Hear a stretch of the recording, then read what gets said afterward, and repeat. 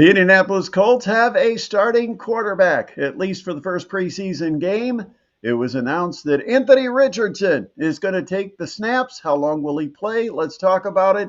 It is a special edition of the Sports Rush. I am Brett Rump. Welcome to the channel. Maybe this is the first video you've checked out. Maybe you've been subscribing all along. Appreciate each and every one of you. And if you're not a subscriber, make sure you hit that button. Make sure you like this video. And make sure you share the channel with your friends. Let's get into it on a Wednesday. Anthony Richardson is going to be the Colts starting quarterback tomorrow night when the Colts start their preseason play against the Baltimore Ravens. And this is significant because you have to assume that the starting quarterback in game one was the one that over the last 2 weeks has earned that spot. And so in quarterback number one between Anthony Richardson and Daniel Jones. Anthony Richardson is the one with a lead, and he will play the first quarter and a half, although Shane Steichen was quick to add that Daniel Jones will play a quarter and a half of the second preseason game, but it is Anthony Richardson to start it off. So right now, you got to figure in the competition and the battle for quarterback to who plays starting quarterback. It is Anthony Richardson with a lead over Daniel Jones. What are we expecting from Anthony Richardson in this game against Baltimore? Well, first of all, I think part of it's going to depend how much do the rest of the first team players play. Will it be first unit wide receivers? Will they play a quarter and a half to give Anthony Richardson significant time throwing to his best targets? Will the tight ends, will they rotate? Will we see Tyler Warren, who's going to have that number one job? We assume it to be Tyler Warren.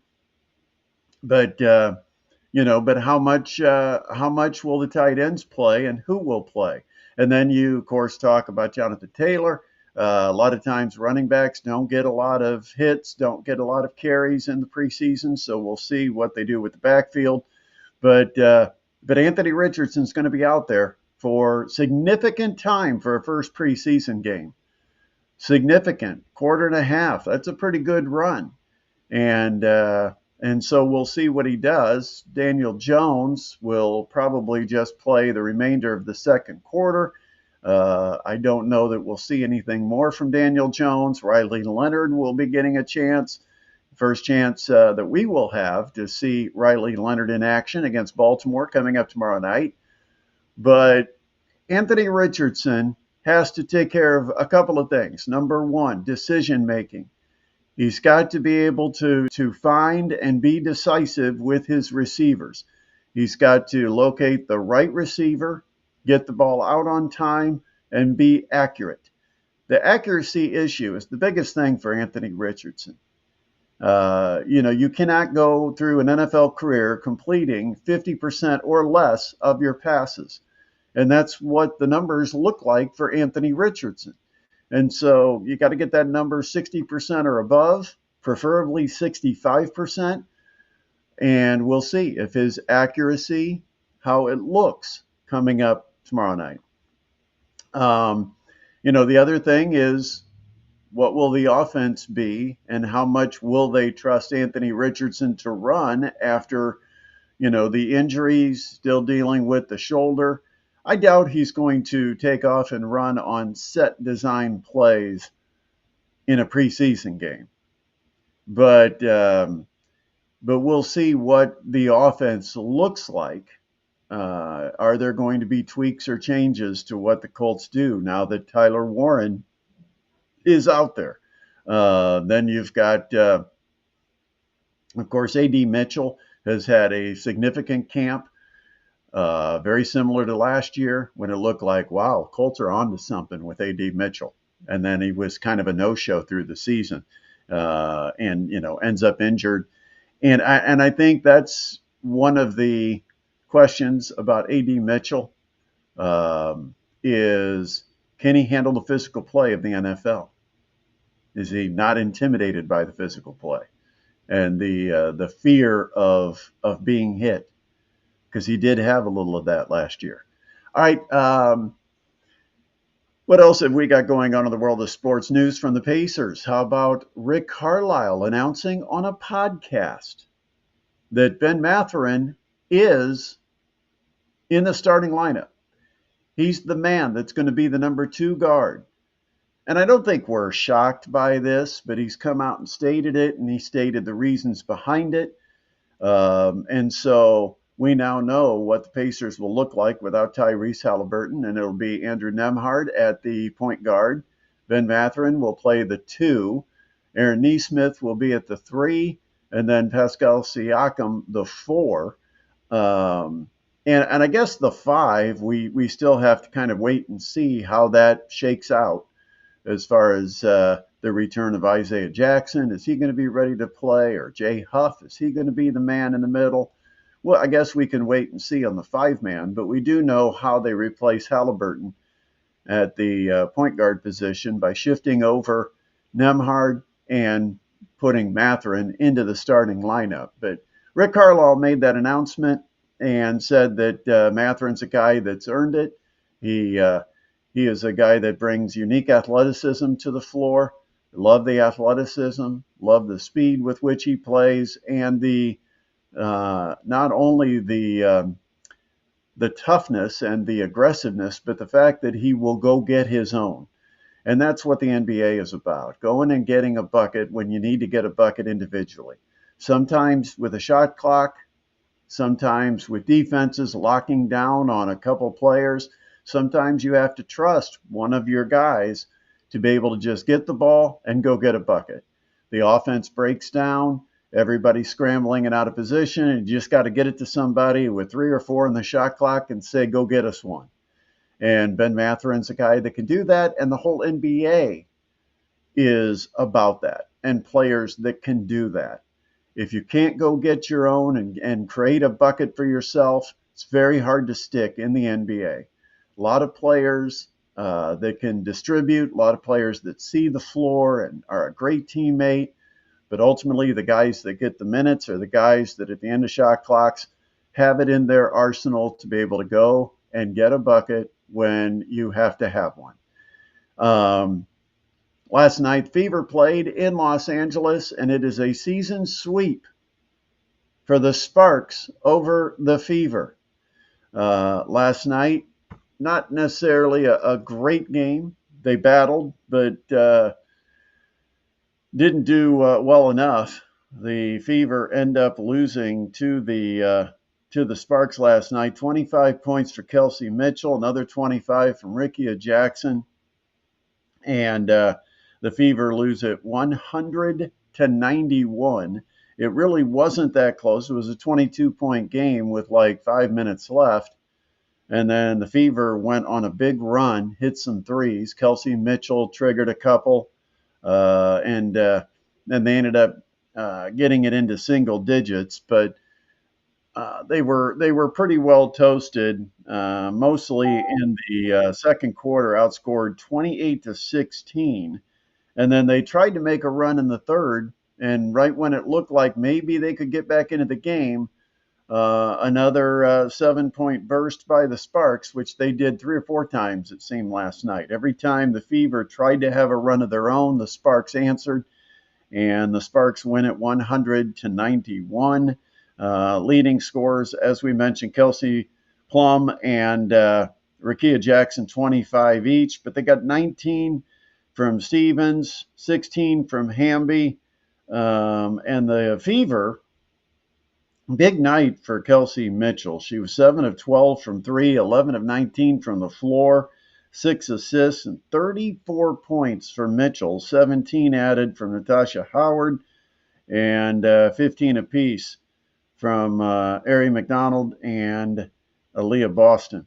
Boston just 6 of 15 from the floor. Missed her only 3-point try, 9 rebounds. But Kelsey Mitchell played 31 minutes.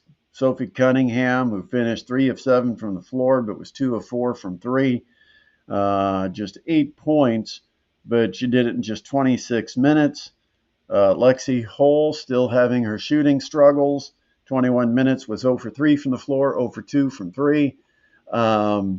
Fever got a rebound, and I don't mean rebound like physical rebounds. I mean they've got to bounce back because they've got a game in Phoenix coming up on Thursday night against a good Mercury team, a tough Mercury team, and so they've got to get back on their winning ways as they position themselves for the playoffs. Still no Caitlin Clark last night, but the Sparks did get Cameron Brink on the floor for a while. She's under a minutes restriction. Rickea Jackson was outstanding. And I mentioned this on X last night, that Rickea Jackson was doing everything on the basketball court that Angel Reese believes she is capable of doing.